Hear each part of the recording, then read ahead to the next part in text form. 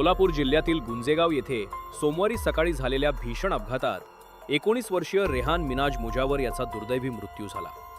मिळालेल्या माहितीनुसार रेहानने सकाळी आपल्या बहिणी हिनाला कंदलगाव येथील इंडियन पब्लिक स्कूलमध्ये सोडल्यानंतर प्रॅक्टिकल परीक्षेसाठी सोलापूरकडे मोटारसायकलवरून प्रवास सुरू केला होता। गुंजेगाव परिसरात त्याच्या पुढे जाणाऱ्या टिप्पर चालकाने अचानक ब्रेक मारल्याने रेहानच्या दुचाकीची टिप्परला जोरदार धडक बसली। या भीषण अपघातात रेहान गंभीर जखमी झाला आणि त्याचा जागीच मृत्यू झाला। अपघातानंतर मृतदेह शवविच्छेदनासाठी मंद्रुप येथील ग्रामीण रुग्णालयात पाठवण्यात आला। रेहानचे मूळ गाव पंढरपूर तालुक्यातील वाखरी असून तो शिक्षणासाठी गुंजेगाव येथे वास्तव्यास होता। या प्रकरणी रेहानचे फिर्याद मिनाज इसामुद्दीन मुजावर यांनी मंद्रुप पोलीस ठाण्यात दाखल केली आहे।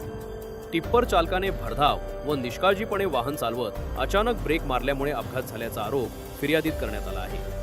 अज्ञात टिप्पर चालकाविरुद्ध गुन्हा दाखल करण्यात आला असून मंद्रुप पोलीस या प्रकरणाचा पुढील तपास करत आहेत।